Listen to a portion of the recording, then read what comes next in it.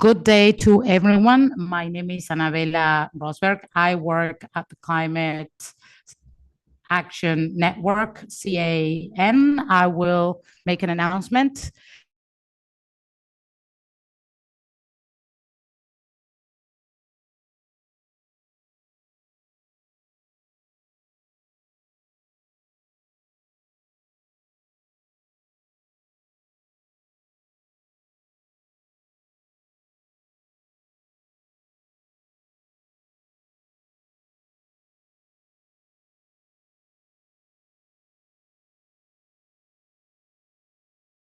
Going back to Spanish, on behalf of the organizing committee made up by the CAN and also by the movement of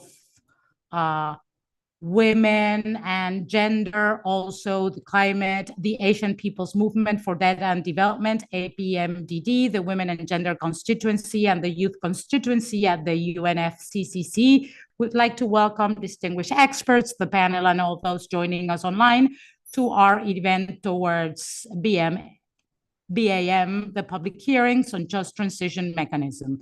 For the past few years, civil society has been engaging actively on just transition at global climate conferences to ensure that all aspects of climate action embrace the need for securing justice for workers, indigenous peoples and communities, and support all countries in their effort to find pathways for their people's prosperity and dignity. The COP30 was a major landmark for advancing justice, equity, and rights through just transition. On November, we adopted a decision that outlines three principles that must be taken into account when advancing just transition. And on top of that, and critical to civil society demands, governments committed to develop and adopt in 2026 a just transition mechanism that will make all those principles and aspects be materialized. Our groups have outlined several demands regarding this mechanism called BAM, that now stands for the Belém Antalya mechanism for just transition. And as we prepare for the next round of negotiations, we wanted to hear from the experts themselves and practitioners and professionals in civil society beyond our usual constituencies, their thoughts on how we can make this just transition mechanism work, also learn from past experiences, and also make sure that we can accelerate the good work that's being deployed on the ground. So instead of holding these conversations privately, we've decided to hold them publicly for the benefit of a much larger audience. In this session that we are honored to be holding, we will hear presentations from a very unique mechanism, a relationship between civil society and indigenous peoples with the CSF. And we have the pleasure of having with us three colleagues who work actively on this committee. We have Perla Álvarez. She's a peasant. She is a militant of CONAMURI in Paraguay, which is the Indigenous and Peasant Women's Organizations, also the CLOC, member of the International Network Via Campesina and the Continental Alliance for Food Sovereignty of the Peoples in Latin America. And she represents the Southern Cone region in Latin America within the mechanism. We also have Pauline Verriere, who is working for Action Against Hunger, and she is the head of advocacy on food systems and climate crisis, and she is a coordination committee member at this mechanism. And we also have with us Magdalena Ackermann. She has been the co-coordinator of the CSIPM Secretariat and has been working for over 7 years on issues regarding international and agricultural issues. She has been working on the behalf of the Society for International Development and United Nations related to food issues and food security, as well as agriculture. So today, morning or afternoon, depending where you're based, is have our colleagues present on their mechanisms and experience. Then we will hold a conversation with representatives from the organizing committee group and the groups that are part of the COP. And also we have Elodine Guillon representing the Climate Justice Commission, and Marie Cosquer, Action Against Hunger member. So this is our plan for today. We have time to listen to them, to hear what they have to say. So I will pass the floor to whoever wishes to start. Good day from Paraguay. Good afternoon for those who are based in other parts of the world. Greetings, Maite Guru, which means warm greetings in Guarani. Thank you so much for this opportunity to make this proposal that has been initiated from the climate justice movements. We agree on many of the issues on the need to have a just transition, and this also applies to the right to food and food security as a key issue. So we thank you for this opportunity to have this meeting today. I will briefly start, and then I will be followed by Pauline and Magdalena.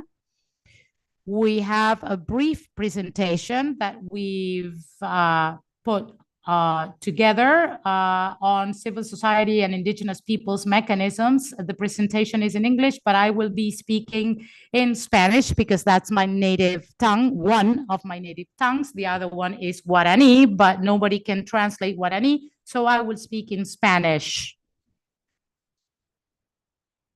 Here, thank you. Here we have put up the presentation. Initially, the civil society indigenous peoples mechanisms and recently after the indigenous peoples advocacy, it became to be civil society and indigenous peoples, because in the past it had just a simpler name, and our colleagues indigenous people colleagues did not feel they were part of civil society, and that is why we've changed and modified the name. We have direct engagement and participation on the United Nations CFS. It is the highest articulation between civil society and indigenous peoples within the United Nations framework. So for us, it is of vital importance, especially when we talk about grassroots movements and communities that are working directly for the right to food and food sovereignty and for the well-being of our communities. This mechanism was created in 2010 based on the amendment from the CFS that was carried out in 2009. This mechanism, can we scroll the slides? Thank you. So it is of vital relevance, active engagement of the people who are going through food insecurity and malnutrition, and who are subjects of rights. They are entitled to these rights, and that is why we actively engage there. This mechanism has the role of facilitating civil society and indigenous peoples' participation in all of the CFS policy processes. It is an open and inclusive space. There are no formal members, but rather participating organizations. You will see in our next pictures and images some of our engagements. We are subjects directly linked to production and also to the demand for justice for those who generate and produce food and have a right to food and are vulnerable at this time. So there is a prioritization of the engagement of these people. And we also say that engagement, participation is through multiple sectors that make up this collective issue that we're making reference to. This mechanism represents 11 sectors or constituency. These represent 11 constituencies like smallholder and family farmers, fisher folk, landless, pastoralists and herders, agriculture and food workers, indigenous peoples, urban, food insecure, women, youth, NGOs, non-governmental organizations working on issues related to food, agriculture, and food production and the right to food and consumers. But also, apart from these 11 constituencies, there are 17 sub-regional units also represented throughout the globe, throughout all of the continents.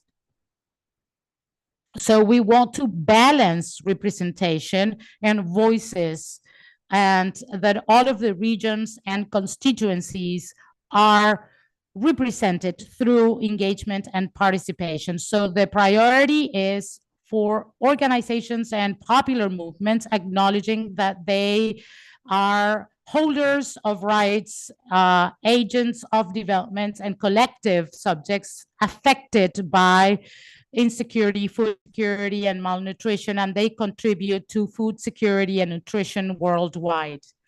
This mechanism respects, you can see in the images, pluralism, autonomy, diversity, and self-organization, and strives to ensure a balance of the constituencies, gender diversities, and regions,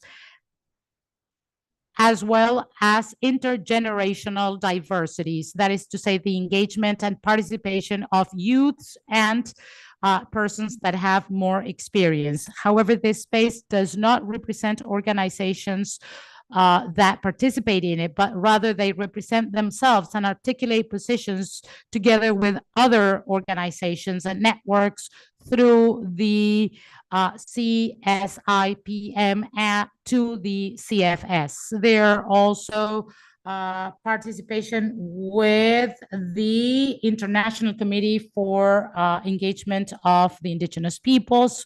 We reivindicate through mobilizations and demonstrations. However, we carry consensed and agreed to positions that were debated to the interior of all of our committees. You can see here some images how we work through this mechanism. Even through the pandemic, we engaged virtually, but also we have participated in on-site meetings of the Committee for Food Security at the same level as governments. So this is something that we have achieved. We have the same voice, not the same vote, but the same vote as governments to talk about our issues, provide and engage in proposals that we have collectively agreed to. This mechanism is the largest mechanism of civil society and indigenous peoples that are working to eradicate food insecurity and malnutrition through our actioning.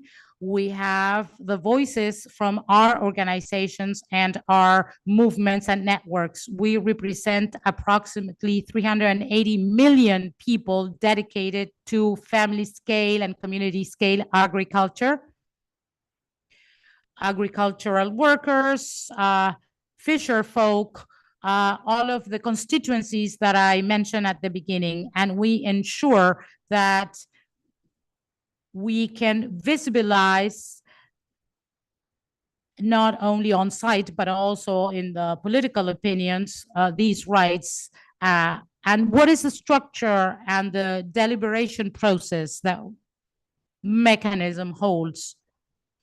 Well, the mechanism positions are brought to the CFS, product of collective, participative and inclusive deliberation process before the coordination committee meets. Pauline is a member of this committee, and we agree to positions. We define our red flags for the movements when there are negotiation process going on. And this debate is sometimes done with an open participation from all of the movement members.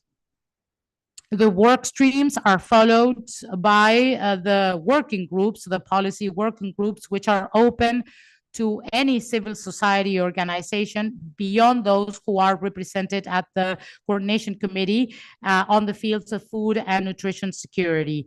The structure is quite democratic, broader participation at all instances. As you can see, we have a coordination committee that represents all of the constituencies and sub-regions and the leaders from all of the working groups.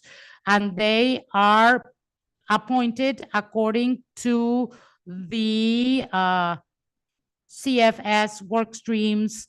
And this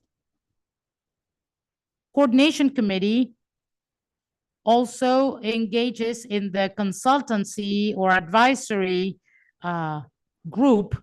And it's not just once or twice a year that the mechanism meets, but rather it meets throughout the year through the engagement in the advisory group. We provide guidelines, and because of the unbalance in power with other sectors, we have 4 representatives in the coordination committee in the advisory group, comparing with the private group, which has only 2 representatives. And usually we have a forum where we will talk about the work streams, the plan for the year, and we also take part in the plenary meeting at the committee in the same and equal footing as all of the governments that are part of the committee. So as you know, the committee is an intergovernmental platform, very inclusive platform, where we elaborate policies related to food security and nutrition in the UN system. It works to strengthen food security and nutrition. We call it food sovereignty, and we agree on food security mostly. And this is done by promoting policy, convergence, coordination, and coherence at the global, regional, and national levels. So from our movements, we lead this forward so that we can deploy it. And it was launched in 1974, and it was amended in 2009, and that's where our voices are equal voices of this space. I will not talk about the structure in detail, but it's a relatively complex structure. This is the structure of the committee, and this is where we engage as a civil society and indigenous peoples mechanisms together with other mechanisms, but our participation is quite broad and democratic. Why are we committed to the CFS? Well, from our mechanism, we have formulated positions and have contributed proposals to all CFS processes. At this moment, we are starting the CIDAD plus 20.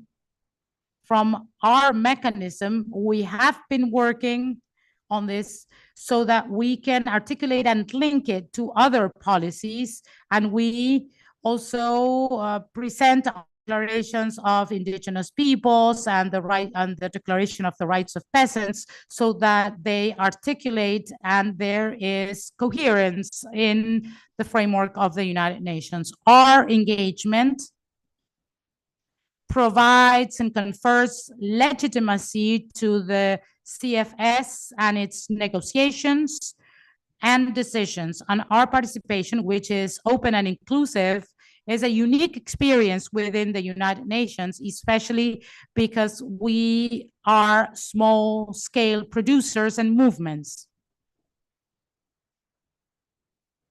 The issues dealt with at the committee are very relevant for our constituencies, and they derive from our own proposals. Our demands, concerns are listened to by the state. Sometimes they're included, sometimes they're not, but we continue the debate. We haven't achieved all of our goals yet, but our opinions are reflected, and that is very important to us and our people. This new vision for global governance on food security and nutrition is possible through our engagement. We focus on the progressive realization of right to food based on our rights and our human rights, so that the committee can transform food systems into food sovereignty and human rights, so that we can have better communication on this topic. I will provide our contact information and pass the mic to my colleagues. Thank you so much, Perla. This is very engaging. It's such a good thing you've conveyed and talked about, and I'm sure our colleagues here can also contribute to the presentation. Please tell me if you want to be also presenting, or if not, we can go directly to the Q&A. Pauline, please go ahead. Yeah, thanks a lot. No, thanks Perla for the very good presentation. I just wanted to reinforce some things that Perla presented when it comes to constituencies balance amongst the CSIPM. It's something that is very, very important for the CSIPM. And there are very practical way to ensure it within the CSIPM and the ways of working of the CSIPM. So, for example, the coordination committee that was mentioned by Perla also represent the 11 constituencies and the 17 sub-region, to make sure that there is like a really good balance also to the governance of the CSIPM. When it comes to, we also have a working group within the CSIPM to follow the different negotiation of the CFS. And here again, there is a way to ensure the constituency balance. Each working group has coordination and facilitation. And normally coordination is it's the political vision, the political direction of the working group, and it's ensured by the grassroots organization, while the facilitation is normally more done by NGOs organization that have time, that have possibility to dedicate time to facilitate the work of the CSIPM.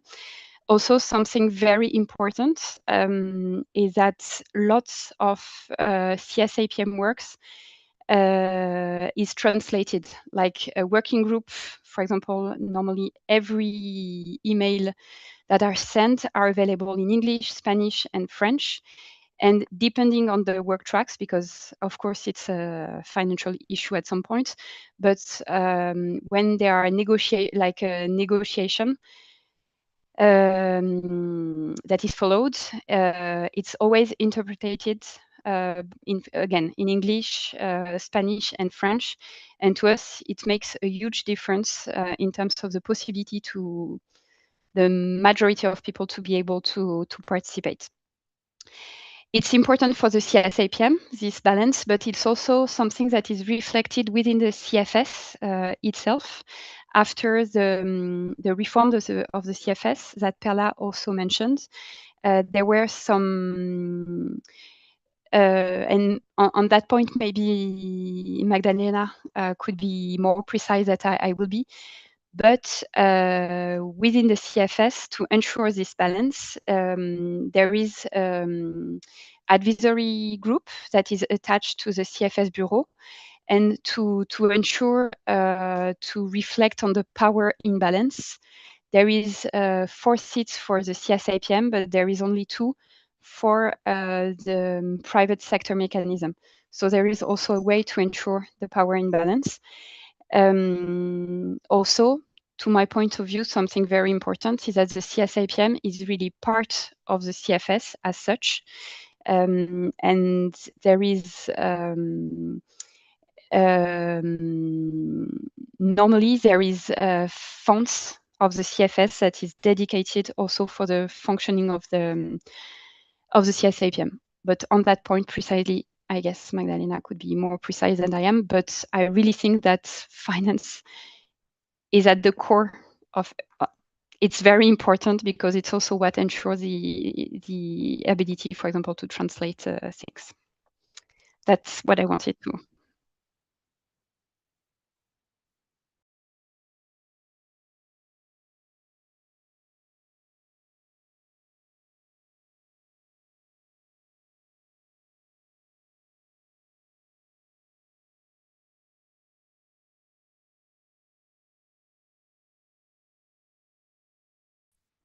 I will speak Spanish. I take this opportunity that we have translation.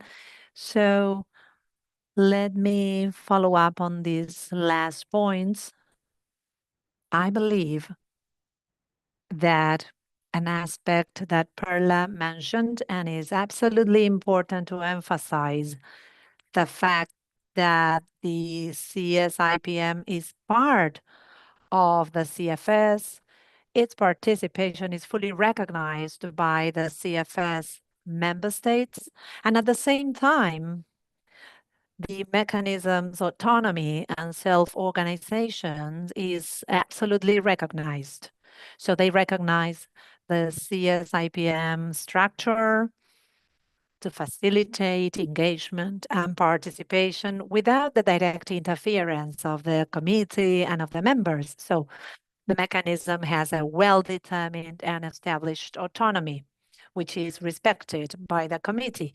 So when the CFS was reformed in 2019, and the creation of the mechanism was facilitated to promote civil society participation and the participation of indigenous peoples, food producers, so on and so forth, they also recognized the need to sustain and support that same structure that makes the mechanism possible.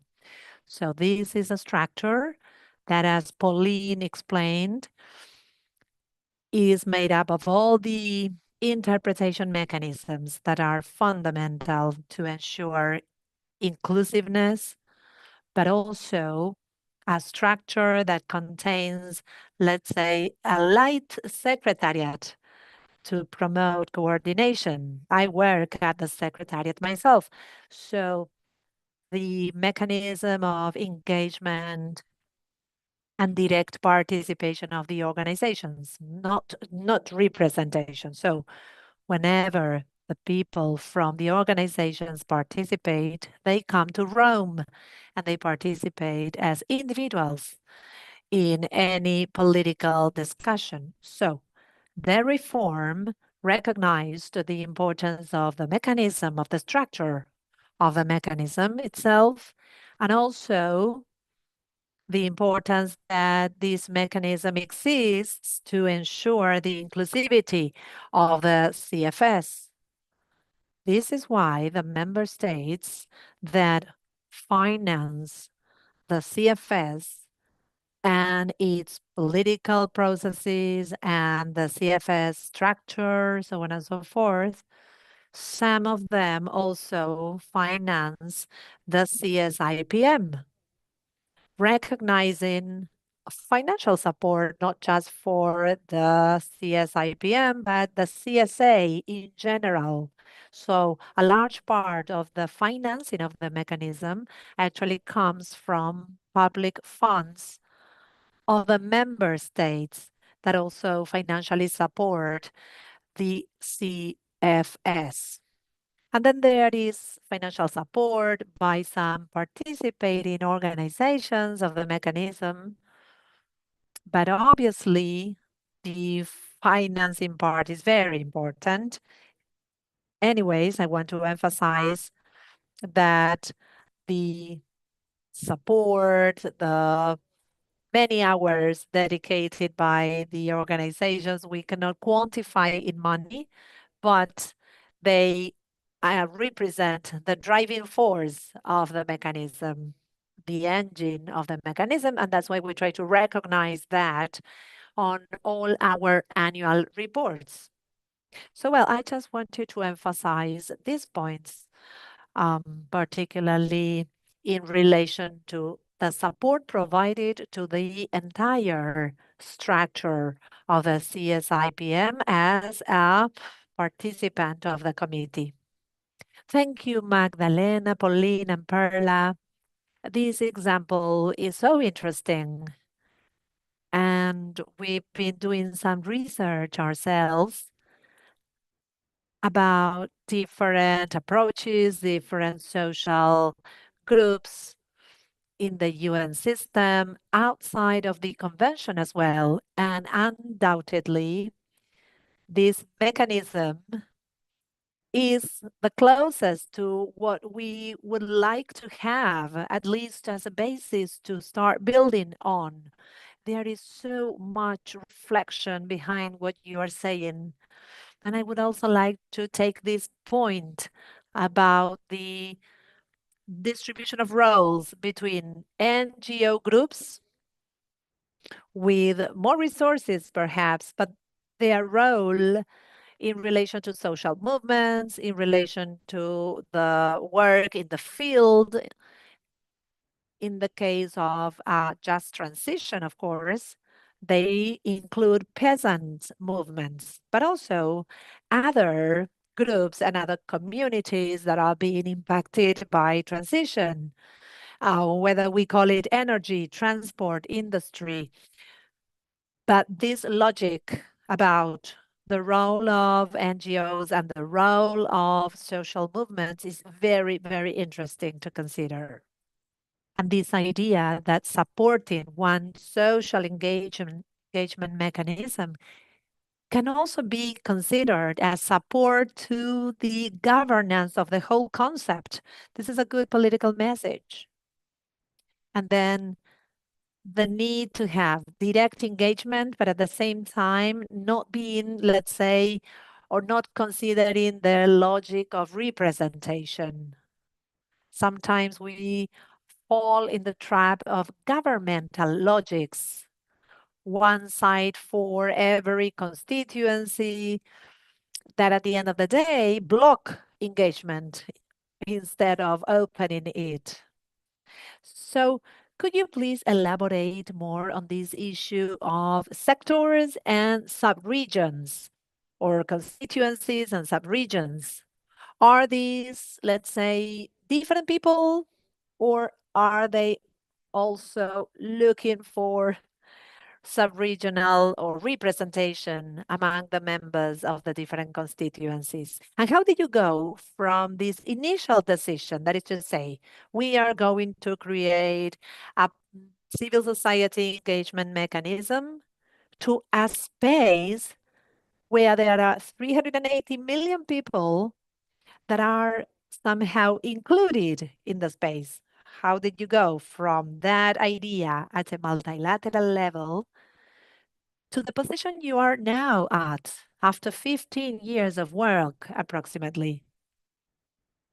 And could you reflect about the impact that the mechanism has and has had in the work of social movements and global communities? So in what ways has it promoted contributions? In what way has it impacted the vitality of the movement around food sovereignty? I would like to open up to Marie, to the other speakers as well. And if anybody wants to ask another question, Marie, we can also listen to you. Thank you. I will ask a question in English. I think also what's really interesting to civil society working in the UNFCCC space, the climate space, where we are just observing and reacting to topics of negotiations that are thrown our way. How in the CFS, the mechanism through the advisory group and discussions on the work plan, how can we also really set the agenda? Because in the just transition mechanism under in the BAM, under the UNFCCC, this would be something, this won't be negotiations. So we will have also to see how to set our own agenda and own topics. So how does it work in the CFS?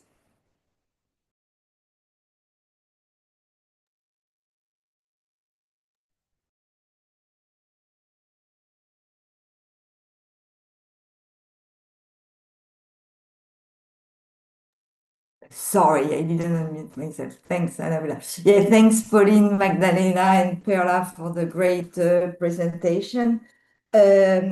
Yeah, to me, what was very interesting is how you managed to like rebalance power between the heavy corporate voice and people's voice. Maybe some learning for us to take in as well, bringing to the work we're doing to limit corporate influence within the UNFCCC. And as Devon Climate Justice, we actually reach out to you to see our food and how we could align ourselves to cover one more ground, but bringing that back to the mechanism that we are looking at, having, a better idea on how to build it and really looking at potentially the global coordination function that mechanism could be. Like initially I was thinking within the UNFCCC itself, between like the negotiation on energy, as we've seen the energy transition, really negatively impacted the food and ag sectors, like leading to further land pressure and so on. But I'm thinking also, but then again, it's more capacity, further global coordination beyond the UNFCCC, with you. So we support each other to really accelerate this transition that we need across sectors. So beyond the UNFCCC, but across Rio Convention, but also with the Committee on Food Security. So not really a question, but more because you presented a lot, like more processing, thinking together of what that mechanism should look like to not only focus on the energy transition, but also putting more pressure to advance the transition in the food and ag sector.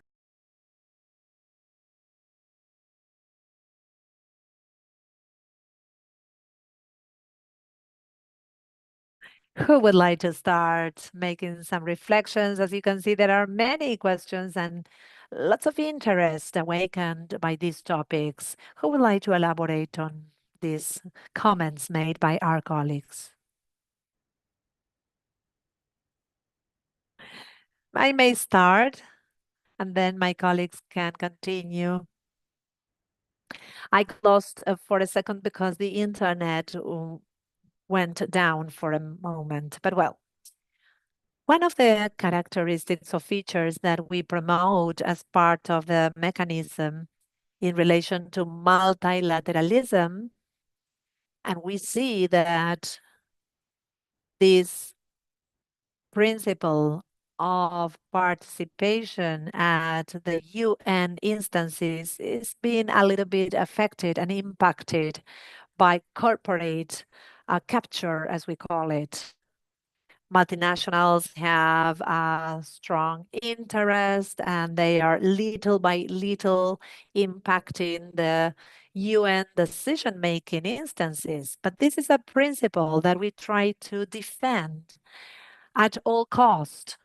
And for that, a regular debate is necessary so that we can all have a common line.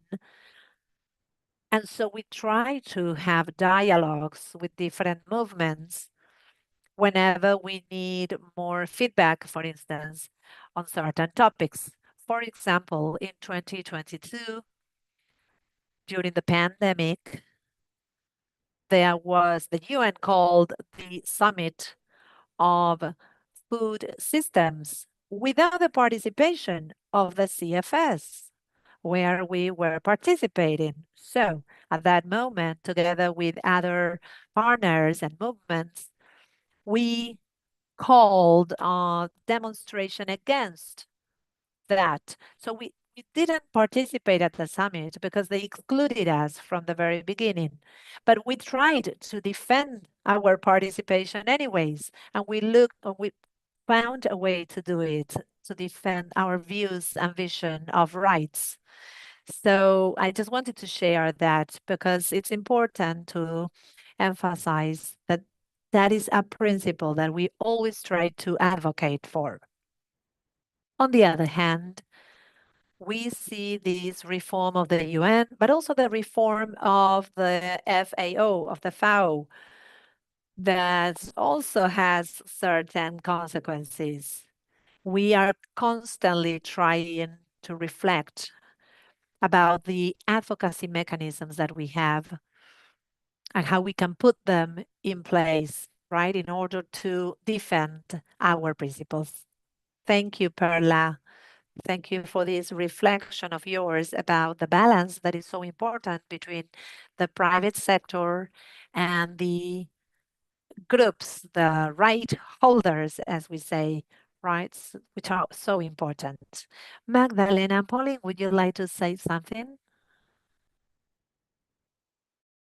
Yeah, maybe I can. Sorry, Maggie, sure. No, I wanted also to maybe to give a piece of information through history. Sorry if it was already mentioned, but I think it's very important. Also, the CFS was reformed after hunger strike that took place in 2007, 2008. And I think at that time, there were like a political momentum to enable the voice of the first concerned by food insecurity. I think that's also why the CFS is this way. Also, I would like to say that it's probably very different from the climate discussion because it's so much smaller and it gathers really less interest from, I would say, from private sector, but also from countries. Something we are really fighting now. My feeling is that we have to prove how efficient it is, how necessary it is to have the CFS and the CSIPM. I think it's it has a good side and a bad side at the same time. The fact that it's smaller and gather less intention. The good aspects, my feeling is that it could still continue the way it is, and even if there are lots of power imbalance. My feeling is that for now, but maybe my colleagues will have other interpretation. My feeling now is that the CFS is a bit protected by that. Even though not everything is perfect, it's still possible to have like political products and efficient one and interesting one. So it is also why it's important to preserve that. Yeah, that's the thing I wanted to say. But if you have another way to interpret things, Maggie and Perla, please. feel free to correct.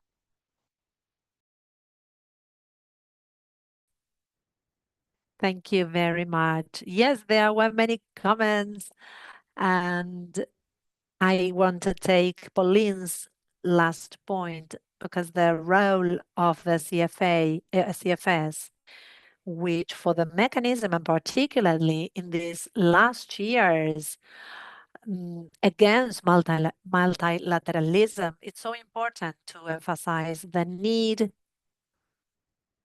to promote and defend CFS as an inclusive intergovernmental space, and not just because of the instruments that it provides and the tools as a political guide, but also its role as a coordination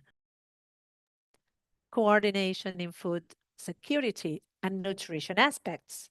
And that is the role of the CFS. In recent years, we have worked to reinforce that role, but it's still not visible enough.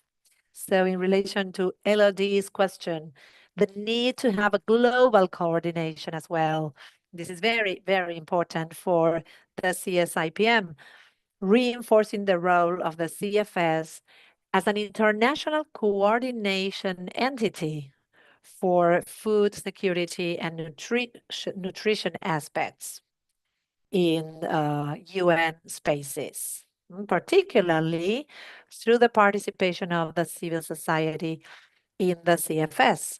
So, well, just to emphasize that perspective, that perception that I have, that is in line also with what Perla mentioned about how the mechanism has evolved ever since its creation, recognizing the need to connect more with other civil society spaces and indigenous peoples, to learn each other about these experiences. So, well, this webinar, for instance, this public hearing that we are sharing is a good example of these exchanges that are so necessary, particularly in these times of political crisis. And then there were two questions, perhaps more technical questions. Maybe I can offer my answer about the constituencies and the subregions of the mechanism. Well, for the coordination committee of the mechanism, the constituencies and the regions and subregions make their own selection processes for the people who are going to sit at the coordination committee. So these are consultations that every sector implements. The sectors or constituencies are made by global organizations, whereas the sub-regions are made up by organizations, national organizations or sub-regional organizations. So that's a selection process that appoints the members who are going to promote participation in these constituencies. And then the participation at the working groups is open. So any organization that works in food safety can participate. And very quickly, in relation to the advisory group and this table, the most important time of the year for the CFS is the plenary meeting, where decisions are made about political instruments that are approved, and also decisions are made about the work plan and the funding or financing mechanism of the committee. This happens once a year in October, between the two plenary sessions, we hold the CFS member state meeting in order to establish the work plan. And so that's an instance where the advisory group can issue recommendations and inputs and feedback to this table or to this group so that decisions are made. So again, the CSIPM not only participates in political guides or in making these negotiations, but it's very active also in planning the CFS work. And this is very important in relation to the political priorities that the CFS is going to have. So I may conclude here. Thank you, Magdalena, for this explanation. Thank you, Pauline and Perla, for this information, because we have lots to learn from you. There's, I mean, 15 years experience and work. There are many documents, many things to build based on your experiences and learnings that you were so kind to share. I am not going to make a summary, just take this opportunity to thank you very much for your dedication, for sharing these presentations. We know that you work hard with a true and strong commitment of yours for the benefit of justice, for the benefit of equity and communities. So we respect your work, we respect your efforts in advancing on food safety matters. We are very proud. I want to tell you that we are very, very proud of you. And even though COP is a long, complex process, we are confident and happy because experiences like yours are a source of inspiration and imagination for us to keep on working on these matters. And I want to thank everybody who's watching on YouTube. This session is going to finish, but in 5 minutes, we are going to start a new session to work on the just transition experience in Chile. The members of civil society panel can stay here, and the members of the CSIPM, thank you. Thank you again for being here. We promise to keep in contact with you. We have lots of things to consider. Thank you. Thank you. Bye-bye. Bye. And we are Thank open and you. willing. Thank you. Recording stopped.